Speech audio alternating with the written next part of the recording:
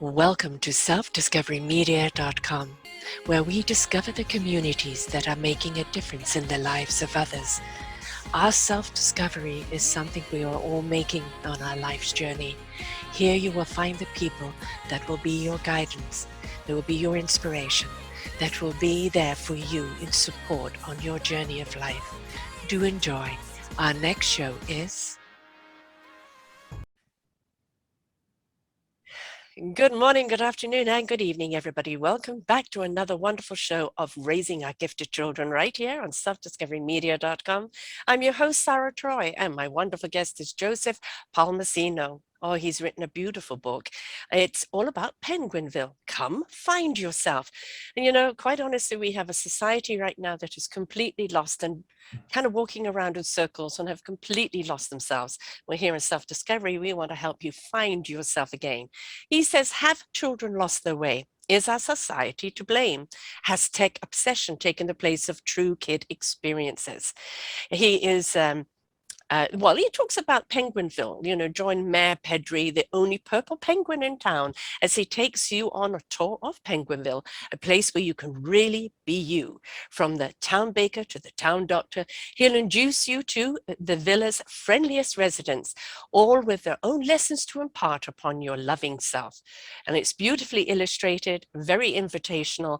Let's find out. Why did he write this book? Why is it so absolutely important for him to get this out there? And as we were talking just before the show, you know, the Italian, British, not though British are known for it, but everything is about love, isn't it? And when you can find love around you, you can find love within you, and those two loves meet, and then the possibilities are absolutely endless. Welcome to the show. Thank you so much, Sarah. It's a pleasure to be here. And you know, you hit a lot of things on the head, and we before the show we were talking a little bit, and in today's society, in the era I grew up in, and we talked about that a little bit as far as my background and how family was important, but also neighbors were important. Yeah. People were important, and there wasn't the technology that we have today. There was black and white television that was probably about our first one was about 6 inches by 6 inch screen. Stereo was something that you had to unplug the speakers, set them across the room, put an LP on the turntable, and sit in the middle, and it was like overwhelming how amazing it was. Yes. And so we spent a lot of time just sitting with neighbors, and neighbors got together every night. People got together. Houses were open. Cars were open. You could go down, I could walk down to Manny DeFrange's house, my neighbor, and even if they weren't home, I could go in and I could eat cookies that his mom had made. Parents, those people, our neighbors, disciplined each other's kids. Yes. We had all nationalities at our house playing basketball. We had African Americans and whites. I grew up in a junior high in North Akron, North Hill in Akron, Ohio. That was a melting pot. We didn't care because the difference was you got to know each individual for who that individual was. Yes. And there were no labels. The labels weren't there because everybody knew each other. And I discovered that more as I went on to play college football, went to Iowa, which was a completely different area for me, was teammates with guys from California, guys from the worst parts of Miami, Florida, guys from big farms in Iowa and Wisconsin. And to this day, last weekend, I went out to Iowa State and we had a reunion with all my teammates, and we do that often. They're my closest friends. And we don't see color. We don't see backgrounds. We Right. don't care about that. All we care about is that No how status. we doing today. Yes. Yes. And so and then 2 years ago, I had the great opportunity to go to China and compete in a kung fu competition Mm. with 22 different countries. So there were people there from almost every country in the world around Asia. I was there for 10 days, competed, got to know, couldn't speak a lot of these people's languages, but fell in love with them anyway. Mm. So I wanted to write this book because I wanted young people, especially, who are caught up in all this, trying to compete in social media, trying to compete for likes, um, thinking that friends are friends when all they are is somebody clicking friend. Um, and so I wanted to write the book to let them know that who they are is much, much deeper than any blemish, than their hair, than their jewelry, Yes. than Yes. any handicap they have, Mm-hmm. what color their skin is. Mm-hmm. And those things are so limiting when you place categories and you label others Mm-hmm. and you label yourself. Yeah. So that was the whole point. Mm. That's a long-winded explanation. I No, perfect apologize. one. Perfect. And there's so much for me to respond to there.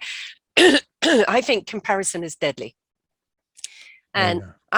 I love social media. I just had a birthday and I can't believe of how many people reached out with, really beautiful messages. The people I've interviewed, the people that are listening. You can have a wonderful community online. The big word is interaction, right? It's not Yes. about like, it's not about numbers, it's about how you're communicating with each other. Because we are in a world where um, it's hard to, especially since the pandemic, to be out there amongst people. That it's the best place to be in your community, amongst people and sharing. But for some Yes. people, it's opened up a world of communication for them where they can communicate. I communicate with people from all over the world through online, and Right. we set up a chat and we get to know each other, and it's interaction. One of the problems with social media is comparison, as you say, and then judgment and Yes. persecution and Yes. then self-loathing, Yes. right? And And those that doesn't work.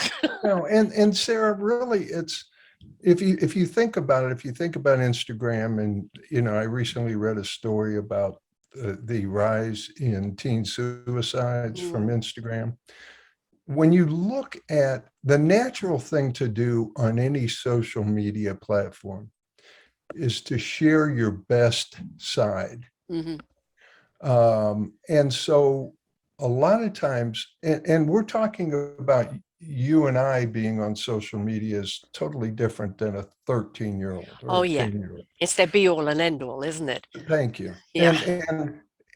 And but you have learned Mm, in your life what true relationships are. mhm. A lot of times young people have never learned what a true relationship is, and they confuse that. And also they're comparing themselves to an artificial Mhm. comparison because someone on there could be airbrushing, could Yeah. be doing whatever they want to do, showing their best side. Instead of when you meet someone, you see all the vulnerabilities, you see all the reality, the rawness of that Mhm. person. And and let's face it, it's hard enough in person to do Yeah. that. We have to learn to break down, take off the facades, Mm, take off the masks, because even when we meet personally, there's that desire to have that mask of protection. And until you break down that mask of protection, you really don't get to know somebody. And no. that takes time. So that's Yeah. where I see social media as damaging Right. because, I used to have I did a radio talk show for 15 years. Um, and I swore off social media about 5 years ago. And I warned people about it. I said, you need to escape that. Mhm. And people would say, I remember somebody called in once and said, Joe, why aren't you on social media? We miss you. And I said, you know what? If you want to see me, call me. Mhm. We'll meet for coffee. Mhm. You know, if it's that important for you to see me. Now, I understand what you're saying Yeah. about people that are across the world. Yeah. You can still But have if coffee this somebody's, way, but it's still making yes, the time to meet, right? as long as it's you too, Yes. Yeah. because as soon, how many times have you gotten on social media? You start a discussion, a deep discussion, if it's across all boards, Mhm. if it's open, you start a discussion, and 10 minutes later, so many people have gotten in and diluted it that you don't even know, you're not even talking about the same thing anymore. Right. No, the hate rhetoric comes up. I mean, of course, we've got to remember it's all on algorithm. So what you feed is what grows, Yes, right? So, yes, we talked to the love, love is all. yeah, Love is where everybody wants to be, love with self, with life, with everything that you are and that you do and your community. It is about love. You could start something off with love, and then somebody who's miserable in their own lives have got to come and dump. I hear your love, and I'm going to counteract it with hate because your love is too much for me. I'm not willing to take the journey to find love myself. I just simply wish people well on that and delete them. But a kid doesn't know how to do that. And I think, yes, do you remember how it used to be where TV's become the babysitter, then the VCR has become the babysitter? Well, now you're seeing young kids being handed phones. mhm, And it's like it's become the babysitter, but you don't realize how much damage it's actually doing to the brain. Now, if it's an educational, there was a kid, my son had it was Thanksgiving for us this last weekend here in Canada. And my son hosted all of his staff and a few of his friends. And one guy had his 3-year-old son there, and he was playing games, but everything was educational. It was mhm, about, developing the brain and this and that. It wasn't the social media. No, there's plenty of apparatuses that are very good. Big word is moderation. A yes, certain amount of time, take away. Do not forget to teach your kids interaction, mm, socialization. If they yeah, don't have those skills, I don't care how bright they are, they're never going to be able to articulate that brilliance because they don't know how to socially interact because they've done it all through an apparatus. yes. And then the other part of that is that um, understanding and having the confidence and knowing that who they are, and this comes with time. I understand that, Mhm. but understanding how special they are, how Yeah, that who they are is deep. yeah. It's important. And I'm not saying entitled. There's a No, difference. no, no, no. I'm not saying entitled. I'm not saying you're entitled to anything. You're not, because no one is. But you're unique, Mm. and who you are, people need to know, and you need to allow that to shine. And that's basically what I say in the book, is let Mm. your inner self shine. That's the key. Yes. And not being consumed with how you look or how you appear, or if you've got a, you know, So got a somebody, what blemish. somebody else expects from you, Yes. that Yeah. expectation. I can't live up to it. It's Yeah. too much. No, because it's not you. It's Yes. not you. No, not seeing the real you. If I Yes. may, I'm going to talk a little bit about what we did at the dinner because it's something we've always done growing up, that I've done with my kids growing up, is everybody has partaked in a gratitude moment. What are you grateful Mm. for? And there was over 20 people there, and most of them work for him, various ages, most of them millennials. And there was one girl there who has a disability, and she said, "Thank you for seeing me as so much more than a dishwasher." Because she's now the baker at the restaurant, at my son's Wow. restaurant, right? Other couple, they moved to be closer to my son's restaurant because they said, Mhm. thank you for allowing us, for hearing us, for allowing us to be a part of this growth, part of this future. The Mm. amount that went round of everybody was saying, basically what they were saying is, we've all worked in the industry and we may have made more money, but here we feel more enriched and more abundant. Mm. Because we're seen and we're heard. Now, these are millennials. They know how to use all the social media. They've worked in all those jobs of expectation, but they were screaming to be seen and to be heard for who they are And valued. and valued. And nobody was giving them that value. And my Yes. son is pure heart. For him, it's, you step up and do your work, but I'm there for you. Mhm. Something goes on, you need time off, you take it off, you deal with it. This is community. This is Mhm. family. And that's the family you were talking about in the beginning, the community, your Yes. neighbors down the road, your friends. I don't know if you've seen the Heath Ledger documentary, but he I grew up. have not. Oh, I recommend it. He grew up with 15 friends and he did everything for those friends. But they always kept him humble. And Hmm. he incorporated it with them and the love that they had for each other. Open door, you can live in my house while I'm away, making a movie, I don't care. Yeah. My world is your world. And that's what friendship is about, Yes. right? That is what that love of friendship is about, is being there for each other. You're going to go, drift apart, doing your own thing, but come back and share. You're going to have difficulties, but you want to know you've got friends you can go to with those Yes. difficulties and they're there for you. And, looking at how many people like you or following you is not the same. It's Yeah. not the same. And people, Sarah, a lot of times you spend a lot of your life looking for, there was what was that song? Looking for love in all the wrong Wrong places. places, yes. But you're looking for joy Yeah. in what you can get. And then you find out as you start to get older, and I wish, sounds like your son found it earlier, but you find out that real joy, Mhm. the real peace comes with giving to others Yes. and serving others. And Hmm. that's where your true joy. I mean, I've had I've had multiple. I used to own nightclubs. I've been an entrepreneur almost all my life, except for the football, which was still entrepreneurial because you could get fired in a heartbeat from college football coaching. But I right now, like I said, I just finished radio, and I was doing that. It started out just kind of a lark, and turned out to be the number one show in Northeast Ohio for years, and for its time slot. It's only because I didn't care, and I didn't care if they fired me, so I was able to Right. be real. Yes.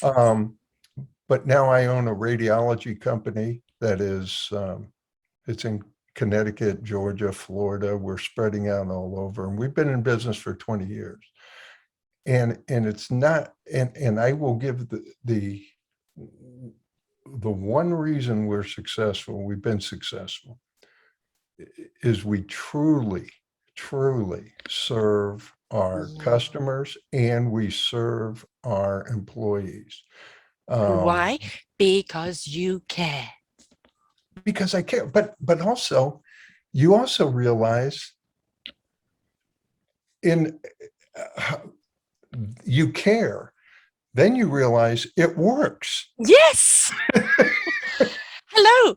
I mean, as I said, these guys are taking a pay cut because with COVID and Yes, restrictions and everything right now, he can't be fully open. So they've taken a pay cut because they rather feel the self-value of being yes, seen and heard and being a part of we something all want that. than mindlessly making money or something where you just feel that you're part of the garbage and they can throw you out anytime. Yes, exactly, exactly. And your customers, Yes. I've talked to people about selling, because you have all these books out there that talk about closing, how to close, Yes. how to do this, how Rah, to rah, do rah. that. Yeah. Yeah. And really, closing is about, first of all, not trying to fit a round peg in a square hole, and Right. be willing to walk away when you know your service isn't the best. Right. Secondly, is, does this truly make a difference in the customer's life and his business. Right. If it does, then you're passionate about it and you don't have to worry about closing, because closing happens. Yes. It's supposed to happen. Yeah. But it's about relationships, isn't it? It's like, I It always is. say, why would I buy from you if I can't buy you? Yes, exactly. That is so true. If And I've you're, had people say that. right, if you're not, if I can't get you, if you're not real, if I just feel you're pitching and you're just looking for a sale, Yes. it's like, I know. And you're that's not what, looking at me, you're just looking at the dollar sign. But if I can see that you really care about wanting me to have this product because you really do believe it will make my life better, then, thank you for seeing me, for caring. I want yes, to do again, business with you. Caring. again. Simple word. And that's why your son is in a restaurant or in a business Yeah. that is all relationships. All of it entirely. And if he cares, Yes. and his employees, the people who Yeah. work with him, take ownership of that caring also, then the people that come in, this is like home. They want to keep coming. Oh, well, cheers. Everyone knows your name. We may not know everyone's name, Yes, but people go to it and say, no, this is our restaurant. This is our restaurant. And absolutely. even through the thick and thin of it, like 3 days before the lockdown, my son had snapped his Achilles and had an operation. And Yeah. I'd gone over to look after him because he couldn't work. So I was going to look after him and help at the restaurant. And the news calls him after the lockdown and they want to feature his restaurant. So there he is with a cast, unshaven as they're interviewing him, and then taking orders over the phone with his leg up, just pivoting. And it's like the whole way through has just pivoted. So like this weekend, he just did a wedding and then they closed for Thanksgiving to give the staff time off. And the staff that were there, they put out 200 Thanksgiving meals for people just to pick up and take home and not worry about it, right? Because when we had a heat wave here, he said, I'm sorry, the kitchen's too hot. We're closed. I'm not going to subject my staff to that. Wow. And people in the community know that and they'll respect that and say, well, you're not open.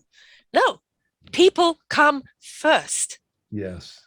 And if we put people first, everything else will follow. Yes. And now we are in an age, and I blame part of this. I blame a lot of it, and maybe I'm wrong, but I blame a lot of it on the fact that it is much easier now to hide behind a screen. Yes. Throw slings and arrows at people. Oh yeah.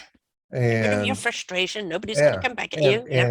And not go out and truly get to meet people. But we're in an age now that I know I've never seen. I'm always eternally hopeful, but I look at the way we categorize now. We categorize everything. We categorize religions. We categorize political parties. Slot. Yeah, just exactly. Keep putting people in little places. And that way it's easier. It's much more comfortable than being vulnerable and getting to know someone. And maybe someone breaks down your preconceived notions of them. And you have to, God forbid, you have to love them. Yeah. And we are getting further and further away from that caring and personal touch, and we're getting more and more into categorizing. And then there's people that obviously feed on that. Oh yeah. And they enjoy it. They not only enjoy it, but they make money off of it. Oh yeah. By keeping us divided. They get power from keeping us divided. Fear sells. Yes, the whole thing. Yeah. And so that was the idea. If we're going to save our society, save the kids, we have to somehow get to the children. But through the children, you get through to the children, we get to adults. Yes, because while the adults are reading to the children, they're having a reminder. And Yes. I've interviewed an awful lot of children's authors, and it's like there is always a lesson to be learned for the children. For them, it's like, oh, I want to be like that. Oh, that's exciting, right? Because Yeah. you're introducing something new. What you're doing to the parents is like, oh gosh, I don't. Oh gosh, no, I don't do that. Maybe we should do that, Yeah. and it's a reset for them, a reminder for them, and we don't. Let's face it. The internet and the apparatuses are here to stay. They're not going anywhere. And our kids are going to be using them. But what we want them to do is moderate, use them responsibly, and also be the interactive, be invitational, right? But first and foremost, know thyself. Yes. Because you can't be twisted into a pretzel by somebody else if you know who you are.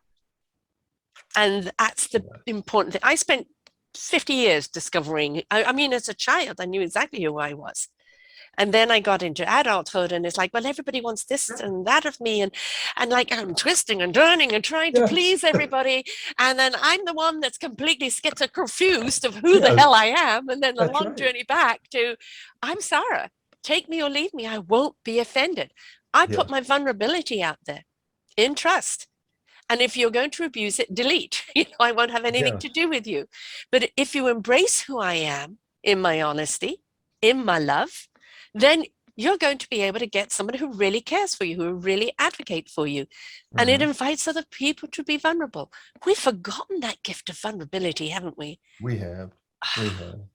We have, because it's what you see. You Yeah. see, people posting selfies on Instagram and, putting themselves, it's like taking these pictures and just, I want, and it's real important to me now. It's been important to me for a while. I just want to I'm a hugger. Oh, me too. Yeah. If I see someone, it's a hug. Yeah. I hug. It's And those I two have to watch energies that. coming together. I Oh, have to watch that in my employee because people may read that differently, but I really, truly, you're not a Biden. no, I'm not a Biden. I'm not, I'm not a hugger for any other reason than I want to know Yeah. that you're loved. I want Yes. to wrap them up. Yes. And how much does that hug do to something? You got somebody, you give them a hug, and at first they go, whoa, and they, oh, Yeah. this feels good. I didn't know this could feel so good. And we don't realize that kind words and soft tones that you can, set the ground and soothe and open people up.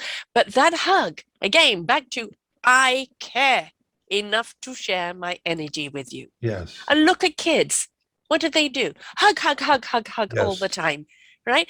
I When always they're say, small, until yes, they're when they're taught small. not to. Yes, exactly. People say, well, my heart is closed off. I've been hurt and this and that. How do I open my heart again? I say, go and watch children play. Go and Yeah. watch puppy dogs chasing a stick or a ball. Go out into nature and to see how utterly beautiful it is. The trees are always talking to you. The breeze is always clearing away the cobwebs. The ocean is always lapping up against the shores. There is energy and love around you all the time. Let it put a crack in your heart and open it up. Yeah. And be willing. I used to tell people, and I'm a believer in this myself, be outrageous. You want to get out of your little box? Yes.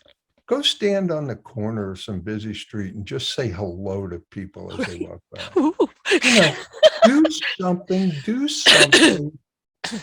outrageous. Yeah. Put yourself out there, stretch yourself, even though it's uncomfortable the first time. Start getting used to being vulnerable and being a little bit outrageous. So people look at you as, is that guy nuts? But it kind of nice And enough. I'm not saying going out and doing something utterly ridiculous or hurting people. I'm saying going out and just, I try and say hello to people as they walk by, Right. fast. At least, But really look them in the eyes. yes. There and say Oh my hello. God, yes. We don't look at ourselves in the eyes anymore. And it's like, you may not actually say the words, but I'm see I you. know. Hi, good morning. I know. That I don't know if you've seen this video of a guy that went and stood in a square and a sign across the thing, just come and hug me. And he blindfolded himself and just put his arms out. And Well, people kind of walked by, and then other people started hugging. And then as more people hugged and more people hugged, and then you could just see everybody walked away with a smile. yes. Now, isn't a Yes. smile a beautiful thing to see? Yeah, especially when you know that you did something completely outside your comfort zone, Yes. outside the box, that I'm hugging caused a it. stranger. That caused Oh, it. it You feels good. caused it. Yeah, it is. That's what I really tell people. You know, if somebody's really into the really down, and go do something crazy. Yeah. Go do something crazy. Yeah. You know, go out instead of watching someone else play with the dog. Go over and lay on the ground and let that same dog come and lick your face and Yes. play with you. Yes. You know, don't be a bystander in it. Go and get involved. I live Um, with an 88-year-old, and we live here in Victoria, which is beautiful, and we're right by the water. And we'll go for a walk where there's lots of dogs. And it's like we're going to get our doggy fix. And we go and we're saying hello to everyone. And as soon as the dogs come on, and we got to get in there. And, after a dozen dogs, we feel better now. And people love their dogs to have the attention, and then you share stories about the dog or yeah, the weather or the this and that. One of the things we've forgotten about, as I said in the beginning, whether it's online or whether it's in person, interact with each other. yes. But interact genuinely. Yes. Yeah, well, you could interact superficially. You can interact just to interact. Yeah. Yes. Really connect. Yeah. That's the key. It's not interact, it's connect. Yes. You Yes. have to connect deep. And that takes looking at someone's eyes, waiting for a reaction, not saying like walking past someone and saying, "How are you?" and walking by before they even have a chance to Right. answer. I'm talking about stopping. Mm. Hello, how are you? How's your day? Make that, wait for an answer. Connect with that person. Yeah. That's how I connected with people from all different nations who couldn't speak my language in China, Right. who I couldn't speak theirs. And we would just sit there and make signs, Mm. you know, and talk. And next thing we're hugging. Yeah. I'm going to show you a picture. Do you have a moment? Yes, most certainly. I actually was married to a Chinese guy, Oh, and okay. his father spoke English, his mother didn't. But it was always about the touch, the smile, the Yes. tone of voice, the looking at, and we may not have understood each other in words, but we understood each other in intention. And we became this is, I don't know if you can see this. This is me Mm-hmm. with a gentleman that I competed against Right. in China. I couldn't, he doesn't even know my name. Uh-huh. You don't need to. Yeah. This is the thing, that kind of sharing of energy is beyond explanation. It is the introduction, and what we had. Go ahead, keep Yeah, going. no, that's one. So you teach Kung Fu, and you took your No, kids over there. I actually am a student of it, but these are a group of kids. I was obviously taller, Mm-hmm. bald, and white. Right. And so I was a little unique there. Mm. Yes, might stand out a wee bit. So it was interesting, but yes, and all the people, you hear, and this is another thing, Sarah. I'm talking too much, but I No, have you're to. not. This is what this is. It's a talk All right. show. Well, you hear so many things about China. Yes. It's oppressive, it's communist, people, you get this idea that people are living in boxes. Yeah. And I went over there. and I absolutely fell in love with the people. And just, I went everywhere. And you know what? It was so safe. And I know it's safe because there's cameras and stuff like that, but I understand that. But I walked down the streets at night in the dark, walked down alleys, early morning. Kids just come over, bring you food, bring you stuff. I'm going to tell you a very kind of unique story, I guess. They took it wrong, but there were a group of ladies that were in a little floating boat. And they were on shore and they were collecting oysters because we were close to the ocean. And I wanted to ride in their boat. So I had 50 yen. And I walked over to the boat where these women were. And I was showing me, boat, go for a ride. And I was showing them money and they were, no. They were really kind of upset. And I was like, thought you're buying you. They thought,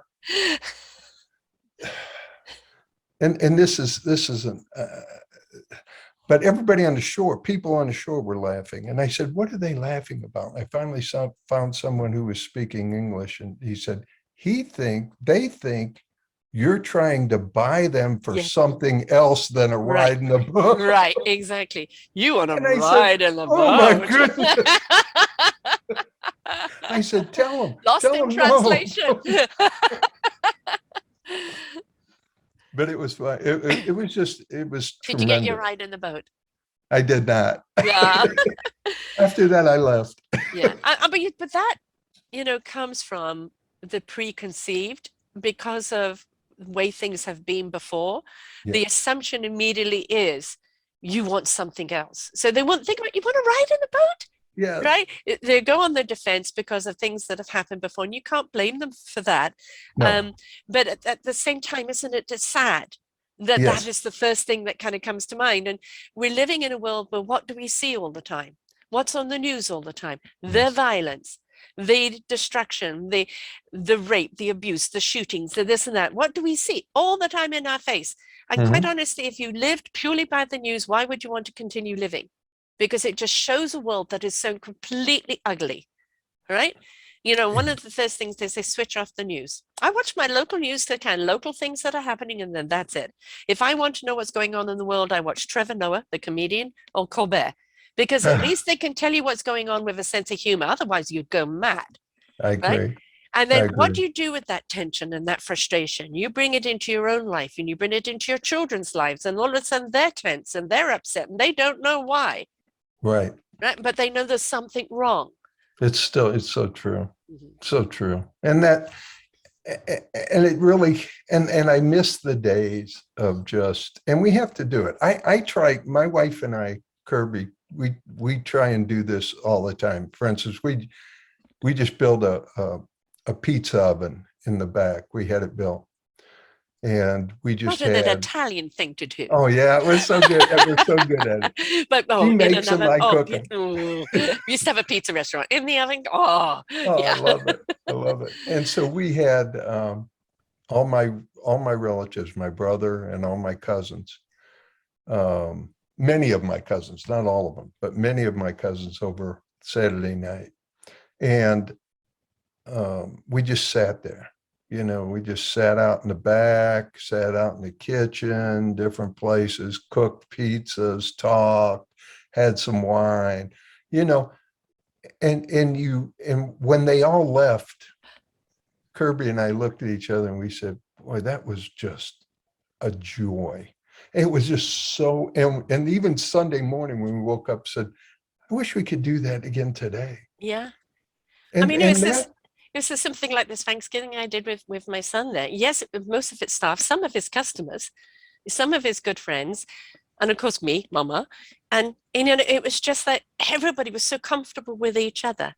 Yes. And everybody went away not only with full stomachs, but with feeling of the gratitude and I can't wait for the Christmas party. Not because the bus is giving us a free meal, Right. but because we love coming together. I've gone to his staff's houses where they've cooked a dinner for him, and we're all drinking and eating and sharing, because there's various nationalities that work for him, which is wonderful because they bring their flavor and their own sensibility to it.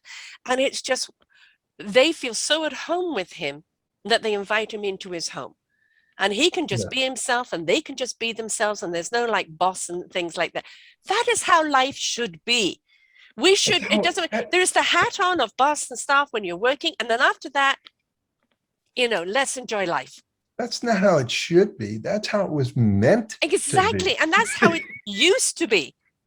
Right. Yes. Now, I grew up in England, not quite so open, but still, when we had people around the table, my mum was a great cook, and we loved having people around the table. We Yes. loved doing that. We loved everyone coming together. It might be a bit more formal. And then Mum and I moved to South Africa. And kind of that formality kind of dropped off, and we have braai places, barbecues in the garden, and she'd make food, and you'd end up with not just a few people around the table, but 40 people there, and Yes. people just turning up. You just hope you have enough food, and they bring the wine, or they'll bring this, and they bring And that. that's fine. And one of the things I love is potlucks, where everybody brings a dish, and you Yes. get to sample everyone's food. Coming together like that is what community is all about. And when Yes. our kids learn that, when they learn that, they're going to duplicate that. They're going to always want to have those friends around them. It's not Bingo. competitive. It's not comparison. It is about community. Whether your community is your apartment block, your school, whatever it is, make a community out of it. Know thy neighbor. Yes. We have to. And I look at all the things, and you look story after story after story of things that go on in the world. And it really, you look and you say, everything looks upside down. Yeah, I know.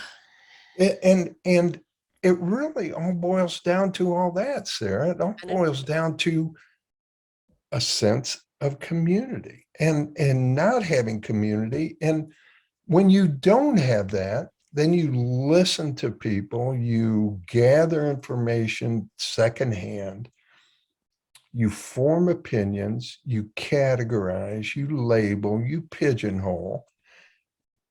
And then it becomes very easy to hate. Demean. Diminish. Yes, Yeah. they're not important. No. I often wonder how anybody could harm somebody intentionally. Right. And you have to think. You can't do that in a vibration of love. You can't No. knowingly hurt someone else, because it hurts you. Yes. To hurt someone. Even if you upset someone, you get upset by upsetting someone. Thank you. Right? Yeah. It blows me. You have to be away. devoid of love to do that, to hurt other And the people. natural thing is for children, when children are born, they're loving, they're nurturing, they want to be held, they want to be. And then we actually work hard as a society to condition them that is wrong. And like you said, and then you have to, somewhere along the line, if you're fortunate enough, as you are, you learn it all over again to come back to that childlike person that you were. Yes. But too often, there's a saying that says most people live their lives in quiet desperation. And they can show things, they can show a certain way, they can show that they're happy, they can be successful, but they live their lives in quiet desperation because they are missing out on that joy that they got a taste of. Yes. When they were children. And don't know how to get back. And they don't know how to get back. And they lost it. Yeah, no. I have a 6-month grandson. And apple of my eye. I mean, this little boy is just so smiley and so happy. And he had a cold last week, which he gave me for my birthday. Thank you, darling. But even in the midst of crying, and the snotty nose, it'll be And he had a little fall the other day, and he was crying his heart out, and his parents were like, oh my God, first fall, end of life, right? Yeah. And he cried and cried and cried, and he turned to me after he cried and smiled. And I said, he's fine. He's Yeah. fine. First of many falls, he's fine. But the love that exudes from this child. Yeah. But my daughter is kind of more reserved. She's always been brought up in my arms. I'm one of those mums, like everybody. It doesn't matter if you're mine or not. I'm a hugger and a kisser. That's how I am. Yeah. And that's the way I am. But she's a little more reserved. But to see her with her son, and it's like, Mom, stop kissing him. And then she's, blah, blah, blah, blah, blah. We can't help it. We're devouring him, right? Right. It is my job to make sure that he stays in that joy. Yes. Right. And parents' job too, but you know how it takes over with the education and the this. What do they do to him since the day he's been born? They read to him every night. He has no understanding what they're doing. They're showing the books, they're reading, they're getting him into it. Now he's looking at the books. He doesn't know the story. He's 6 months old, but he loves the books. Yes. Right. And he loves the time. He loves on the lap, time with mom and dad, reading that. They do that That's right before he goes to sleep, right? And or in the day, if he's upset and they want to calm him down, they read a book. And my brother's an author, so of course he wants people to read books, but we've forgotten that art of just being still and being in the moment. I always made sure that my kids had time alone to be with themselves. Mm. Because in that time, it was reflection time, or they discovered their art, or they discovered something else, or maybe they'll come together and put on a play. But, it was learning to be still, learning to be okay in silence, learning that you don't have to be entertained every minute of the day, that if you can't find comfortability in yourself, in stillness, you're always going to be uncomfortable everywhere else. I learned that because I was punished all the time, and I always had to be in my room by myself or something. I didn't use the room as punishment. I used to put them in the corner facing us, right? So we would have the fun and you would have to watch it. Are you ready to join us? Yes. And the attitude has to change. You're watching us have fun and you're not a part of it, but not the room. I was in the room, which was funny because, my stubbornness goes back to when I was a child, and I'm confessing this, but my mother, would try and put me in a corner, would put me in my room, and then she would come in after a time and say, okay, you could come out now. And I would say, no, I like it in here. And I just stay.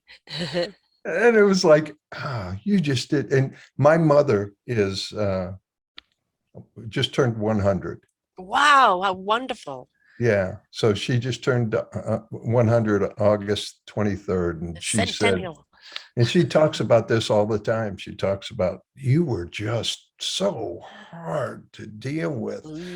But, and she goes, well, now because she's 100 and every once in a while she's forgetful and she does things. Of course. She said, I'm paying you back.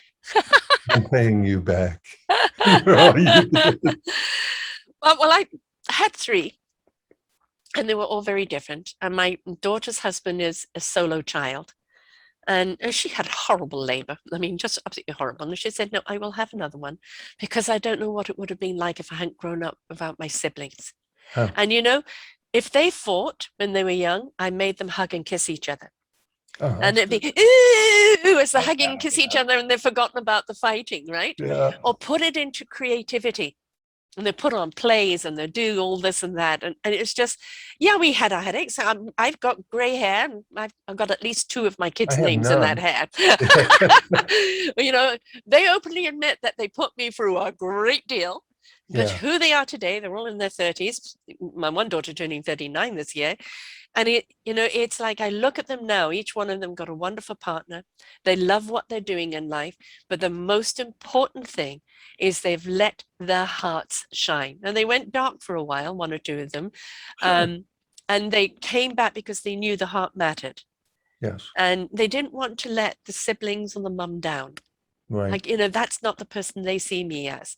And the heart will always draw you back if you allow the heart to do so. Absolutely. And you will drift. That's part of learning. Yeah. Yes. Drifting is part of learning. It's part of Yes. growing. The exploration of life. We're going to do that till the day we die, right? Keep Yeah. exploring, keep wondering what's Yeah, out there. that's what I tell kids now. I mentor some people, different young people, and I mentor a lot of people because I coached them and they come back to me. But I tell people, everybody wants to either come out of college or come out of some education and say, what am I going to do for the rest of my life? Exactly. And because of that, then there's paralysis by analysis because they Yes. think about it so much.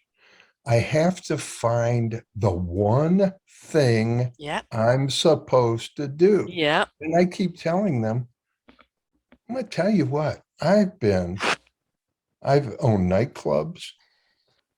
I was a football coach.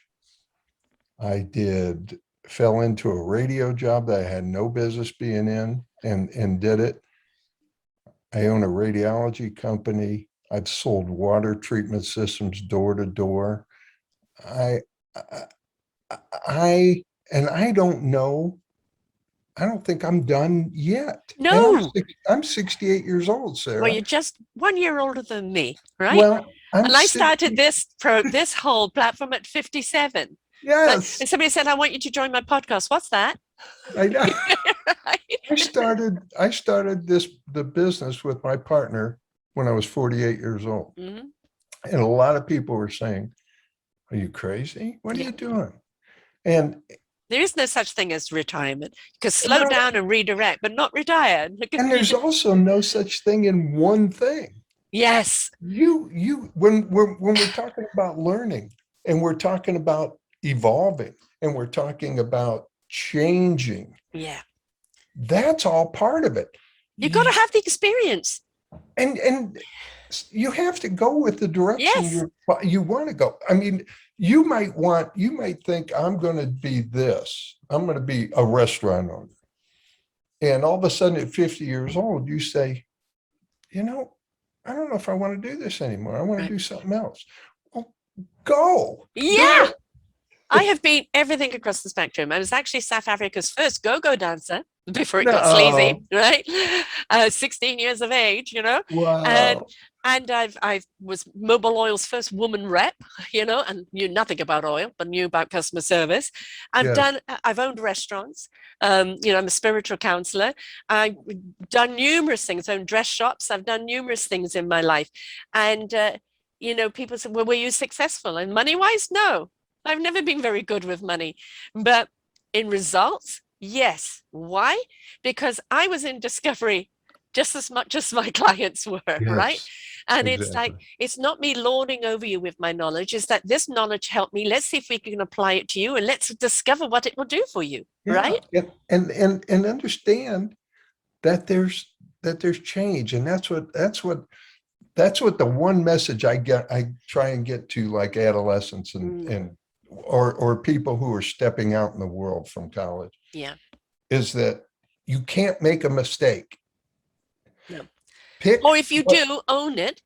Well, yeah, but I mean, like I shouldn't have done that. Why? Oh, okay. But don't beat yourself up over it. Yes, but I guess what I'm talking about is a mistake in your vocation. Always a lesson. Yeah. In other words, you start a job. It may not turn out to be the job you wanted, but there's things you're going to learn from that. Oh, yeah. And you don't have to worry about making that mistake in your vocation because you can change. You're not locked in. You're not in a prison. You're going to evolve. Yes. Right. I love that book. This book is just so brilliant because it's so small. It's so precise. Who moved my cheese? I talk about it often on there. 2 mice, 2 men around abundance of cheese. When the cheese is gone, what do they do? Yes. And he originally wrote it just to help people in change in business. Yes. Well, I want it to stay the same. Nothing stays the same. Now you can keep the fundamental things, the roots or the essence or the mission or the value of something. But if you're not willing to constantly grow and pivot and learn and apply, you're going to collapse. in anything And, in life, right? and really, what is learning? Learning is is really getting, it's a series of breaking things down Yeah. to the point where you finally know who you are. And that you're, because then you're free. Yes. And you don't have to have permission from anyone else to Yes. be you. You don't, it doesn't matter. Like, if I always say I'm not everybody's cup of tea, but I might be somebody's strong cup of coffee. You Yes. know, it's okay. If you don't like me, it's okay. I'm not going to be offended. I used to be, because what am I doing wrong? Why Yes. don't you like me? I don't care anymore. You either like me or you don't. You're either on my vibration or you're not. Right? You know, you either see me or you don't. That's okay. I'm all right with me. And it took a long time to get there. And I want our kids to grow up knowing that Yes. it's okay to be them. And even some wrong directions they may take, that they don't end up liking who they are, that's okay. It's a lesson learned. Know when Yeah. to change direction. You No, have to don't do. don't get caught up in that hurricane. Know how to get out of it, right? And it's don't the worst thing we can do to ourselves is beat ourselves up for making a mistake or going down the wrong way, because it was a life lesson. You know one thing from that, you don't like it and you don't want to do it again. Right. Right. That's why when and I'm not doing this for any other reason, because I didn't write this book to make money or to be famous or anything like that, Sarah. But you've seen this, right? I've got a copy of it, yes, on the computer, yes. Okay. Well, the idea behind that is, again, was all the things we've talked Yeah. about trying to, I'm hoping it's not a book you just, I think it's not a book you just read to your kids. It's a book that you read and you discuss. Yes. I don't Yes. think it was meant to be something you just read and say, Put down. that's it. It's invitational. It's Let's talk invitational. about Yeah. Ned. He's Yeah. in a wheelchair. He was Uh-huh. hurt. Yeah. He's no one cares. You know, Pedry's purple. Everybody, all the other penguins aren't. Pedry came from a different place. He came from Zorpal. He came from a place that all the penguins are purple. And and then you have June, who's the doctor, who's a young female penguin doctor who replaced an old doctor who delivered most of the people there. And there was fear because she was young, she was a woman, but they learned how to get beyond it. It's all those Mm-hmm. things that I just, it was very important to me. And Laura Watson, who's from Canada, by the way, Mm-hmm. um, she illustrated it, and she's brilliant. She did a wonderful job, and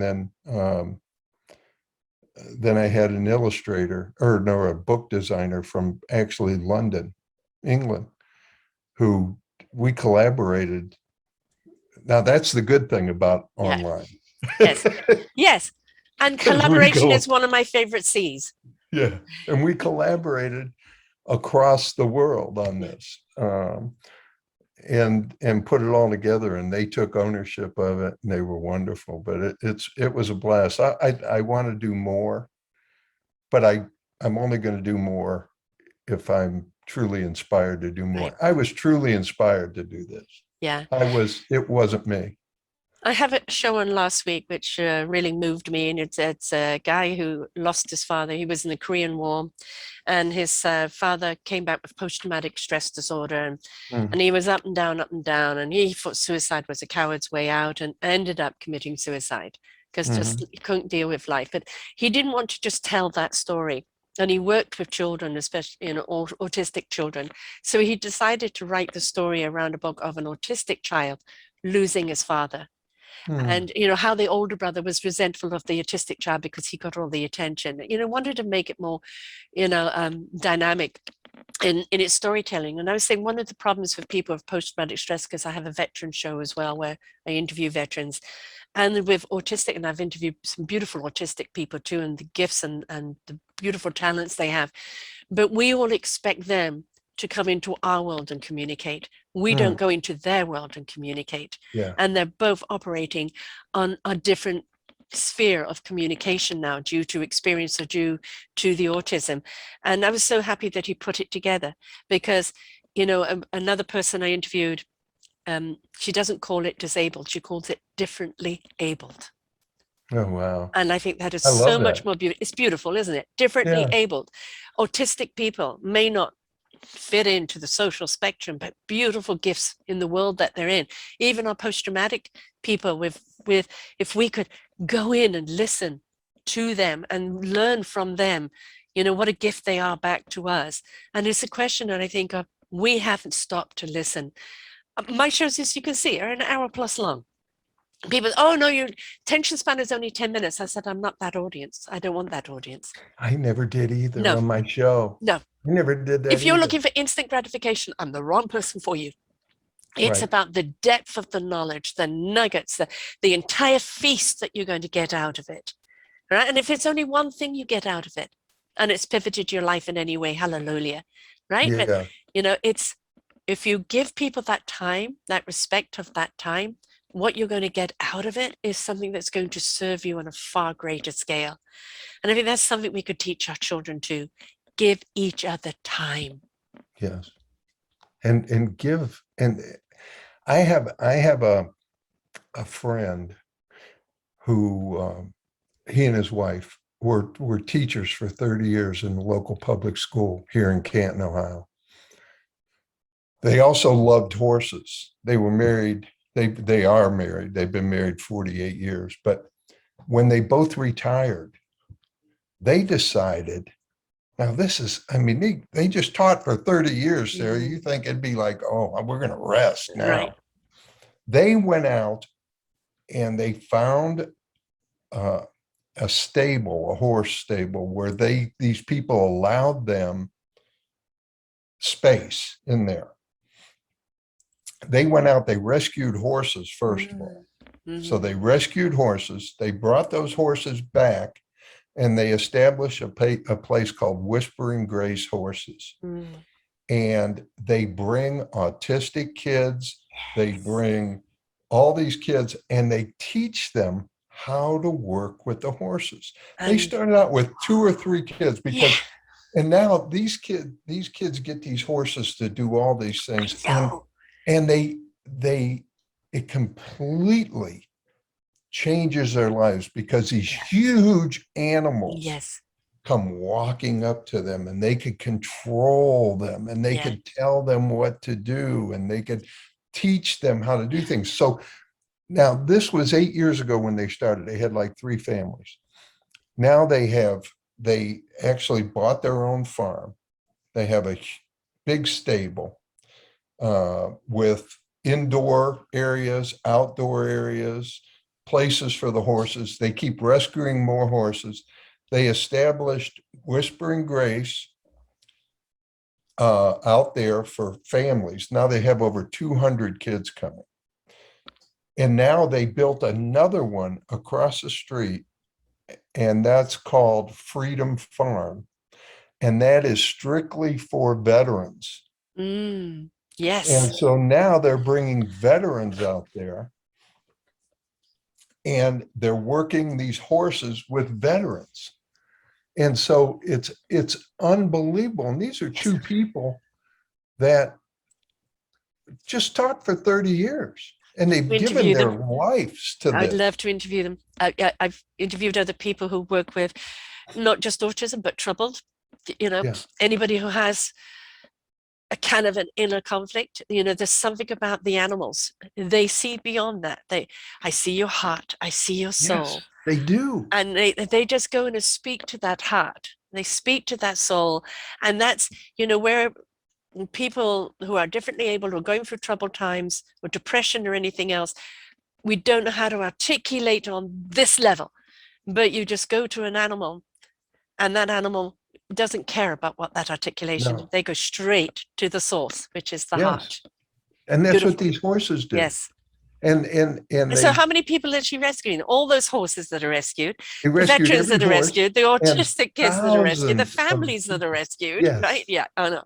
Domino effect. And Beautiful. it's amazing. And this is right here, like 15 minutes from where I live. It's and these two people just did this, got it started, and now it's overwhelming. I mean, my wife and I went out there. I think it was probably 2 weeks ago, and just walked around, and the kids are there, and they train people to teach the kids, and then there's people that work with the kids, and there's guys who work with the veterans, and they're completely separate. So it's just totally amazing to me. And I look at that and I see what these people have done, and it's really, this can't take this has to happen in an interaction. Yes. It has to be right there. Yeah. It has to happen. It's like personal. that. Right? And It's personal. we need to be, Yeah. I need to be that horse. Mm-hmm. We need to be those Yes. people. We need to give. We need to be there. And you receive so much by giving. You that's may the never only get a way. thank you. You may It's the never only even get way. an acknowledgement. Yeah. But that satisfaction of giving something that's helps somebody in any minuscule way is just so warming to you, because you know you're contributing. You're Yes. contributing to the solution and not the problem. So much is creating to the problem. We're feeding that unknowingly. If we know that, if we could just acknowledge that and go, no, I'm going to give the same energy that I gave to that, and I'm going to give it over here without looking for a return, because the return is in the satisfaction of giving. You could almost do, life works out well when you almost do the opposite of everything that the world tells you to do. But why is the world? Does that make sense? Oh, no, 100%, because let's look at the agenda. And, when you're looking at the agenda of the way the world is dictating, it is about dividing, right? It is about pocketing, as we did before, everybody in their own little slot. Yes. Who is benefiting from that? Pharmaceutical company, because people get sicker, the drugs go up. The government likes it because they've got people in fear and in control. All of the organizations that profit from that. Now, if people stand up and say, no, I'm taking charge of my own life and coming from my own heart, and you can't dictate, they've lost their power. Yes. So we are the power we seek. It's in us. But right?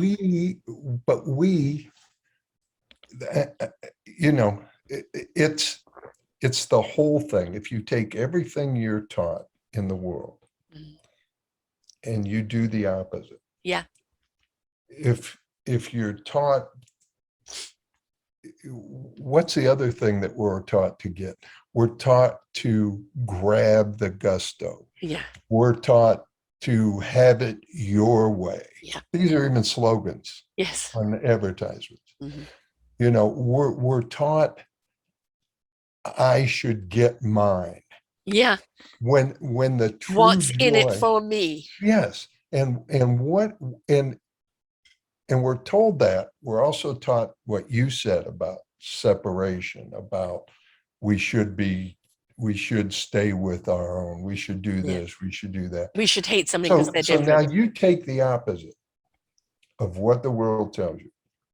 Where's the true joy come in? When we get or when we give? Right. When we accept and interact or when we separate? Mm-hmm. When we label or when we don't label? Mm-hmm. If you take everything, that would be an interesting study to have someone say, okay, for 1 year, I'm going to do everything opposite of what the world tells me to do. Wouldn't that be interesting? I think there are people actually doing it where they're kind of giving the proverbial finger to society and saying, no, I mean, 2012, I had a huge, I lost a huge investment in a company that I was in, and lots of things went wrong, and I just didn't know where I was in my life. And all I could see was humanity sucked. And I'm a person, I've got to be of purpose, otherwise I don't feel purposeful. And then I was asked to be on a podcast, which at the time I said, what's that? I didn't even know what a podcast was. And I did live shows with this other company for a while. And then I thought, oh God, there's so many fantastic people out there. There's so many awesome people doing such wonderful things. And yet you listen to their story of what they've been through, the struggle they've gone through. And despite that, they were willing to go through the process and become of service to others. And it just completely, oh, you are out there. And for me, it then became my calling that I had to bring them out. You know, I have done over 2,000 shows myself now, and I had to bring them out. I had to platform them. I had to show other people there is a better way. There is a different way. There are the people who've turned the world upside down and decided to feed love, to ignite the heart and soul. You know, one of the slogans, I think it's one of the best slogans, is just do it. Yes. Right? Be present. Just do it. Just be yourself. Stop worrying about what it looks like or who is it going to affect or how many people are going to follow you. Right? You want to be an example to that child. Live in your presence, in your now, and just do it. But do it from the heart. Feel the knowledge. Don't think the knowledge. To think the knowledge is always analyzing. Should I, shouldn't I, this, that. Feel it. If it feels right, the knowledge will come. Amen. Don't hold back. No. Don't hold And back. look at a child when they're playing. Do they hold back? No. Or does this look right while I'm wearing a pot on my head? You know, they're just in the moment. They're in their imagination. They're in their beautiful world. And somewhere along the line, we've become, and that's a lot to do with the fact that the cameras are on you all the time. It's like, well, what does this look like? Has somebody caught this? You know, do I look, I don't, or do I, or embarrassed? You know, and we've become too conscious of that. And it's like, you know, people say to me, are you worried about what you say on here or that anything's going to come back? I interviewed one woman who's been doing this for so long, and she said, people send me death threats. And I go, what? And she's talking about children, and it's, and it's like, I've never had that. I may have people disagree with a subject, but I've never had that. And it's, again, back to the algorithm. What you put out is what people are going to rise up to and respond back. And if we could teach our children that it is about love and compassion and being there for each other and community, I think we can bring that community lifestyle back again, even with the technology, but use it right. Use it right. All I can do, you and I can do it individually. Yeah. And that's our job. Yes. People like the people that started Whispering Grace. Yes. People that do other things. We're just called to do it individually. And if it works and it catches fire, so be it. But the bottom line is, even if it doesn't, Sarah, I couldn't live it any other way. Right. I'm not going to cheat. I'm not going to cheat myself. No. And cheat my family and cheat those around me. Even though I may be skeptical that it can ignite and catch fire and everybody would change, because, you know, I'd like to think that it would, but all we can do is control ourselves and our environment, what's around us. Right. I mean, it's like with these shows, we do them, we put them out there, we give them many platforms. Now we have 14 audio, 2 video, 4 sites, and many social medias. We can put it out there, but what people do with it is up to them. Yeah. Right. But we put it out with good vibrations. So very often people pick up the vibe before they even pick up the product. That's probably true. That's so true. And God bless you for doing this. That's amazing. I can't do anything else. This is what I'm meant to do. Good for you. I'm there. You know, it's like, you know, my son keeps saying, you know, Mom, you're not making any money. No, I'm so enriched. I'm so abundant with the people I get to interview, like you. And it's like, I have to do this. This is not for any other reason than we've got to get the options out there, the solutions out there. We are not going to go back to the lifestyle of a child that you and I had. It's not going to be possible. But how do we take the technology? How do we take even what's going to be happening in the future with the kids, and show them the importance of play, of interaction, of community, even using the technology, but everything in moderation, everything in its place. Now, I don't mean compartmentalized. I mean, we could use all of these things together, but we've got to use it in a way it doesn't take us over, that Mm, we're always a part of something. yeah, And yes, we can make sure our kids get outside and play in the mud, right? yeah. And throw snowballs at each other and do all of that. And they may take pictures and come back and share it on social media. Look what I Mhm, did. But mhm, make sure there is a balance, right? It's just like serving just meat instead of the veggies. Where are the veggies? We yeah, want them to have a whole meal. yes. Preferably, I'd like them to have a vegetarian meal. But anyway, I agree. And I want to, I guess, uh, I want to thank you for having me on oh, and my pleasure, my pleasure. it was a Where do pleasure. people get hold of the book? They can go to Amazon. They can go to barnesandnobles.com, Barnes and Noble Kids, Amazon.com. It's really across the board. If you just plug in Penguinville, but you have to plug in Come Find Yourself also. Right. So it's Penguinville, Come Find Yourself. And And if they they, put in your name on Amazon, it would come up. So for the people who are just listening, because they'll be able to read this on the video, but on the audio, would you please spell your name out for people? sure, it is Joe and it's Palmisano, P-A-L, Palm, I-S-A-N-O, just like it sounds, Palmisano. Sounds like a delicious dish. Oh, thank you. I want Italian food now. Thank you for, I mean, you've had a very diverse life. I mean, sit down and start writing a kid's book. I bet, a few years ago you say somebody, you're going to write a kid's book. You go, yeah, right. Yeah, I And know. it's like that you allow. And that is a huge lesson for people to learn. Do not dictate what your life should be. Mhm. Experience it and allow, because you never know what door's going to open or what you're going to go through or what it's going to mean to you or why you're even doing it. You don't Mhm. know the effect this book is going to have until maybe down the road where it will show itself, right? But I you're hope. putting this book out because you know why you're doing it from the heart. You want to Yeah. make a difference, but you want kids to know it's okay to be differently abled. Yes. And don't buy into the crowd.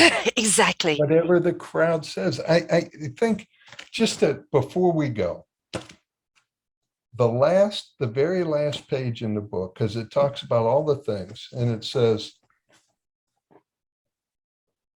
don't give in to the group, those who say join the crowd. Be just who you are, stand tall and be proud. Let your inner light shine for all people to see. Now that is the measure of all you can be. Perfect. And that's Perfect. the whole book before that is talking about, is this the measure? Is Yeah. this the measure? Is this the measure? No, your measure is to be yourself, stand up, be proud, let your inner self shine. And that's the true measure of what you're about. So, I often make the metaphor of discover your instrument, learn how to play it, and then find the right orchestra to join, amen. Yeah, that's so right? true. Because we are meant to be together as a community. The orchestra is together. I was recently in Montreal and got to go to an orchestra and a symphony, and it's every single one of those people are gifted. They could Yeah, all stand alone, yes. but together, the Yeah. resonance of that music, the transcendence of that music, you can only do together. But you can only do it together if each one brings the best of what they are to the table. That is so perfect. Yeah, that is exactly what we're all about. Right? Right.